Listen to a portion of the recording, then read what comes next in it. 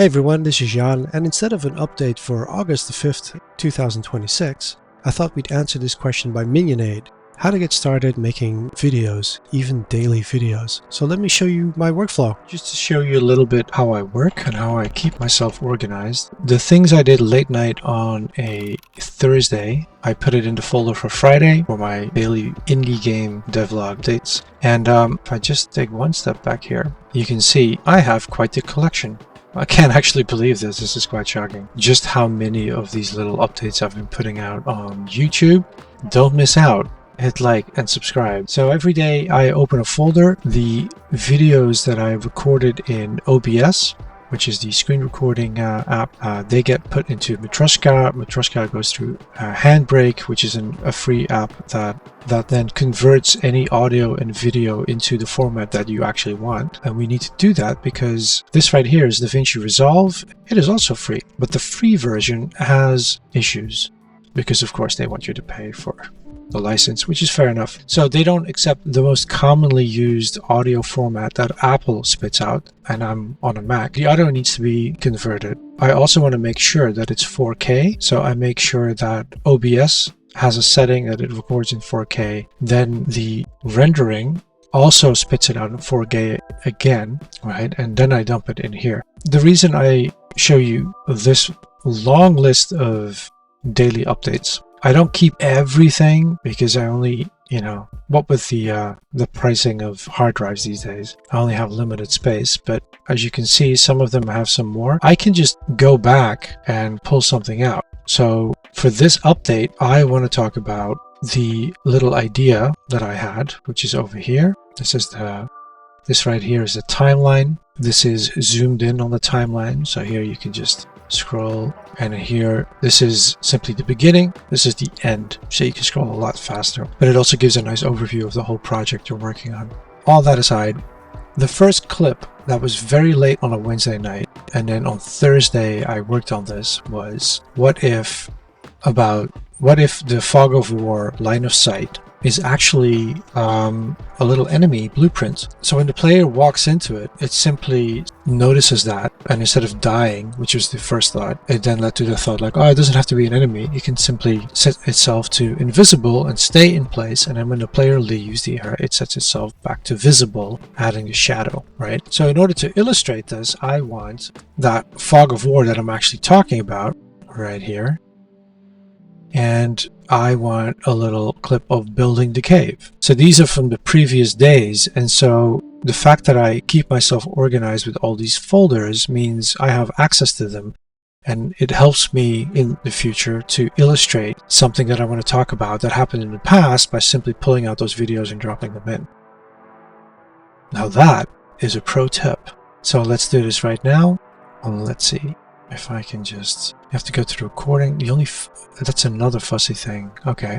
Hi, microphone is on. DaVinci Resolve, should you use this one, is a bit finicky. It does not like you moving in and out of different devices while it's on. It has a setting that says it'll go along with whatever the system setting is, but more often than not, I found that when I switch to AirPods, because I don't want to wear this all day, and then I switch back because I want to use the microphone, then all of a sudden the audio is on coming out of my Mac mini speaker, which is not great, and the microphone just doesn't work. So you kind of have to babysit it sometimes. Like, you have to make sure it's actually plugged in. You have to make sure that OBS is also on the correct one. It's just one of those habits that you have to set up. Let's set up the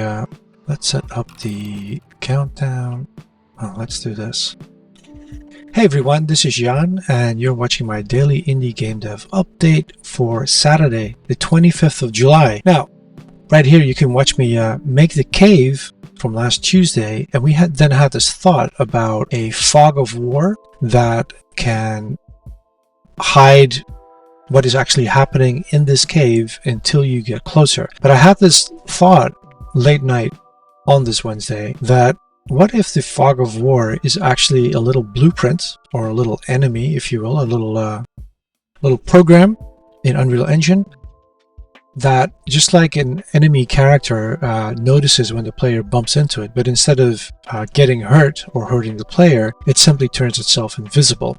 And then once the player is gone, it turns itself back to visible, or engulfing the area in shadow. So that is what I set out to make today, besides some new enemies. So stick around, hit like, hit subscribe if you want to see a video game being made from start to finish right here on the YouTubes, and let's get started. Right, okay. A video recording. I keep having to remind myself that you can't actually see OBS on screen. There is a toggle for it, but I can't remember where it is. Anyway, doesn't matter. But we're just going to hit stop for a second. Now, just in case you're new here and you haven't watched any of my videos before, normally this is what we do. We talk about the making of a top-down adventure game. In my case, it's called Erufu's Grand Adventure, and it's made in Unreal Engine. And another reason why you might want to consider checking out video editing, whether it's in something as simple as iMovie or what I'm using now, DaVinci Resolve, is you get to apply easily little effects like this, scan lines and a vignette, and move it around a little bit. And to do that in a video editor is so much faster than actually learning how to do that in the app that I'm using, Unreal Engine. I mean, that would take me like 2 days probably to figure out, only to then realize that I don't like it. In this case, I kind of do like it. So Minionade actually asked a very specific question. How do you know what to talk about? I generally tend to stick to what I did that day. That is usually my topic of conversation. And then because I don't write scripts. I think writing scripts is great if you do, a video once in a while that you really want to hone in on what it is exactly that you're trying to say.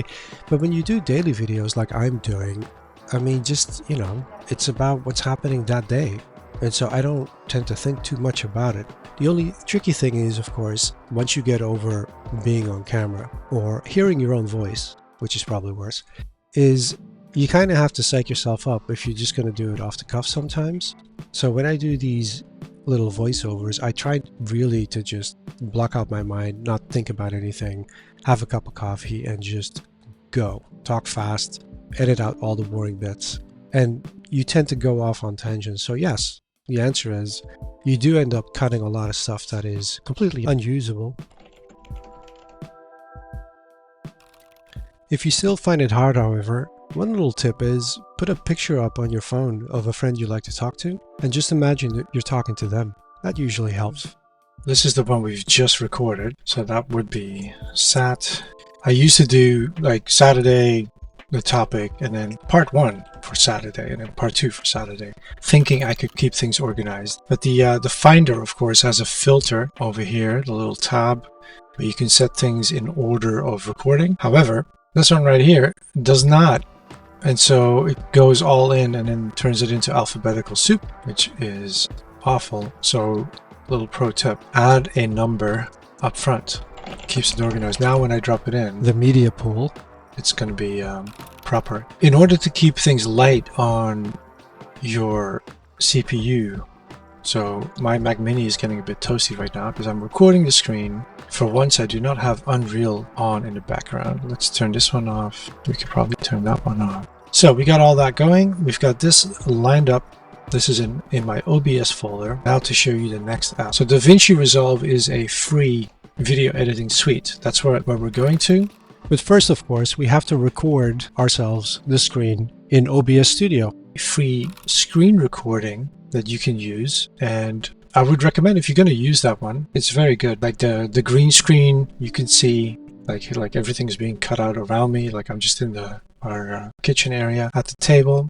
All of that, it comes with it. It's free, and there's loads of things that you can do that I don't even use it for. Like I just don't have a need for a whole studio setup and different monitors switching and like all that stuff. Like I just don't. But it is a bit of a learning curve to set it up initially. So I would recommend you follow a YouTube tutorial on how to add the green screen, how to add sources for audio devices, for which screen you're actually recording, all that stuff. And most importantly, the settings, where you need to set it to 4K if that's what you want. Like you need to do that, and you need to set the video file format, and depending on how powerful your rig is. So Mac Mini is pretty awesome, but if I'm recording the screen while I am testing things in Unreal, because that's what I want to show, and so all these things are going off at the same time. I go with Matroshka video file. Matroshka video file. It is a lightweight alternative. It is not accepted by DaVinci Resolve over here. And that means we need to add just one more app to our workflow, Handbrake. Handbrake is awesome. Handbrake is like you need to have this on your computer, just like VLC. VLC can watch anything. So the Matroshka video file, if you want to have a quick look, no problem. If you want to listen to audio files and you don't want Apple Music or iTunes or whatever it is that you're using to constantly open it up, you can just set it to VLC and it becomes the music player for that as well. We now need to convert Matroshka to something that DaVinci Resolve is more fond of to work with. I've got a preset right here. This app, you just get the summary, you can give it a name. So I usually add a suffix of HB for Handbrake after it. I need to now make sure that it goes to the correct folder, which I think I have not yet created. So set 25th of July to 6. That'll do. Add. So I've got my over here. Should you choose to use this one as well to convert the dimensions, make sure that it's 4K or whatever you want. Filters, don't need it. Video, choose one that you want. Audio, this is kind of important. So the free version of DaVinci Resolve is very fussy, and I'm on a Mac, so lots of things are codecs by Apple, and Apple tends to give them out so that lots of people use them, like the H.264, H.265 video codecs. It also has AAC. DaVinci Resolve free version decides, nope, we're not using the most commonly used one. If you want to use that one, you need to get a license. Understandably, they have to get you somewhere to want to upgrade. So they do make money, but we're simply going to convert it to MP3. You can do subtitles here as well. This is also one of the, just like VLC and DaVinci Resolve and OBS, this is one of those programs, like when you actually start looking under the hood, what you can do with it, it's insane. Like, this is really, really awesome. I just use it for converting Matroshka to a 4K MP4 or H.265. Open a source. We're gonna take the file that we got in our OBS folder, HB, and then this is now set up. So Matroshka to 4K YouTube format is set up. Add it to the queue, which, where is the queue? Over here. This one can go. And then you can I usually just line them up, and then when I go walk the dog, when I'm gone for like 20 minutes, this is crunching away. How fast is it? Well, depending on what other apps you have open, of course. Sometimes I record something for a time lapse and it's like an hour recording. That can take some time, but it's not that bad. Like, usually that takes like 25 minutes. So the M1 Mac Mini still does pretty good. So let's do this right now. Just hit play. See, this is 8 minutes. So I'll be right back. So I've edited the timeline for the voiceover, taking out pauses, squeezing things in, save on time, getting the video to reflect what I'm talking about by speeding up or speeding down the time lapse. There's a slider button right here. You can enlarge if you want to have that little effect where you go, like, say we make a little clip here, and then here you say something, you're like, so you can just increase it a little bit. Now we need to, so I've done this separate. Now for the next pro tip. So you've edited a chunk of video, you've done a voiceover, and you need to export it. I just hit export. Let's choose the higher one. Again, we'll just do sat edited with voice over 1 and 2, and then we save this. Not here. See over here, I can also not check on date exactly. Doesn't do anything. So I need to look for the Saturday. So S for Sat, and then 25th of July. This is the correct folder. There's a typo, but that's okay. All right, so now DaVinci is going to put this all together, crunch, and it should then appear right here, as you can see. So now for the next step, let me just talk you through it while the timeline is being worked on. Is as you get comfy with a way of presenting things, And as you find the title that you want, like I've changed mine over time, you're going to be building your own template. So instead of constantly making every video over and over again, I just open up the previous day one.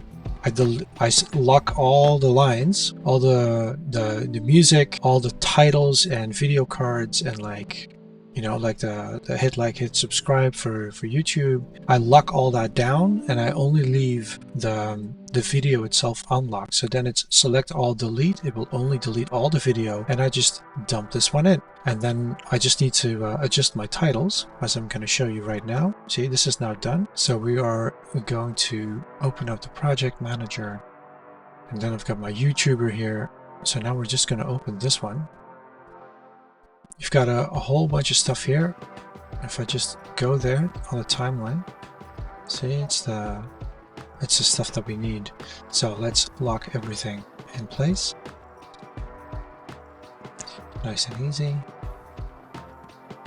Select all, delete. See, time is gone. Music stays. Now we just drop this one in. We might have to adjust the sound anyway, even though we increase the sound level. So I always make sure that, is that visible? Yeah, it is. I always make sure that I am on the same level here. So this is always like over here, more or less.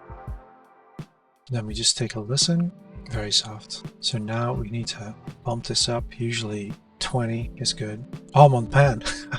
Oh, why is this one collapsed? All right, that's 0. This is for stereo effects. If you want the sound to come here or here, you play with panning. All right. Hey everyone, this is Jan. There we go. Can be a bit louder.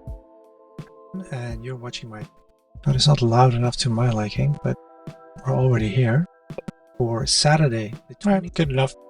What I don't want is, I don't want it to be so loud that you can hear crackling. We don't want that. But I also don't want someone to go to full blast on YouTube and it's still soft, and then the next video is going to blow your minds out. I hate it when that happens. Like, I don't know why. I mean, I kind of understand why YouTube doesn't want to police every video sound level, but you know, like sometimes, you know, you don't have the remote, you're watching some YouTube on your TV, and then from one video to the next, the sound just goes all over the place, like how loud it is. So this is how I try and keep mine in check. So on full volume, it's not that loud. I wish it would be a little louder so that you can just, whatever you're wearing would work, but hey. So, hey everyone, this is Jan. Okay, so this is the introduction. So now I need to find my title card.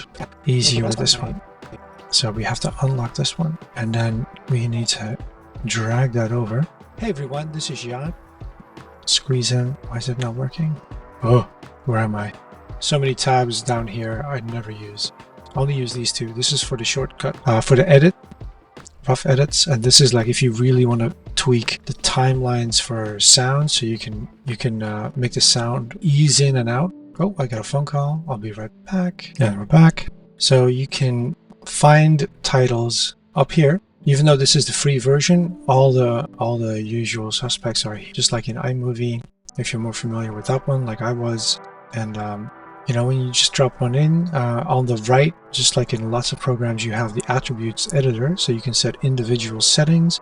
There's keyframes, and that's how I crop, so you get that typewriting effect. So you can literally just pick one.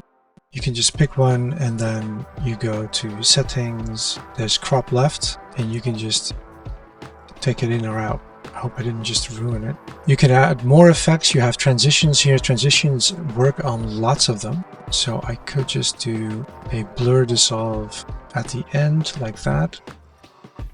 Make sure I do it on the other one. So I have two of the same, they're just different colors, and then I offset them so that you get that. And I did that because you never know what the video is behind the text. So sometimes white on very light blue would just become illegible.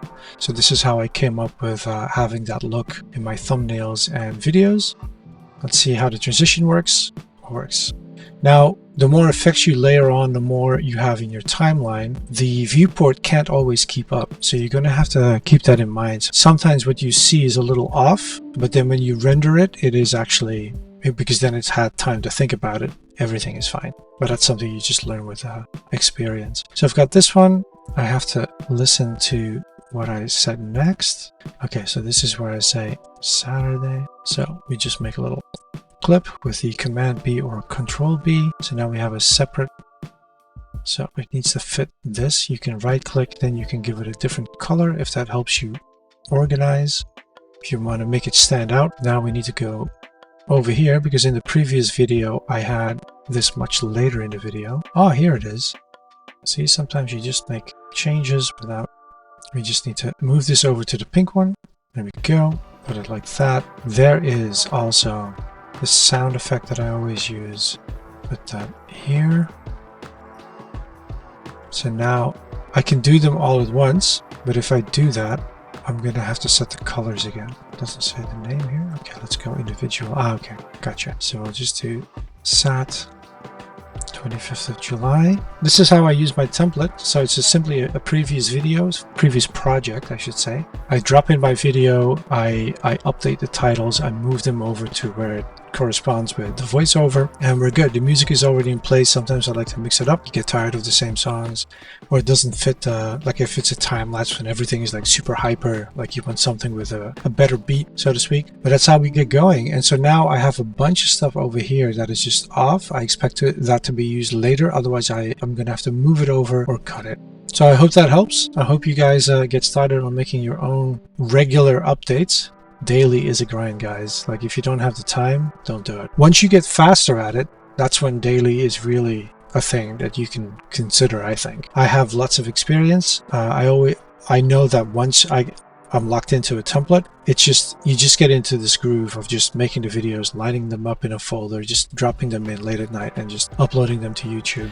And the reason I like pushing them out as often as I can, and I hope I can hit that daily video and maintain that, is because I like the discipline it brings. It really helps organize your mind as you're trying to complete a project. It's also great for meeting people like yourselves in the comments down below. It just opens you up to conversation. And that's it for today, for this tutorial.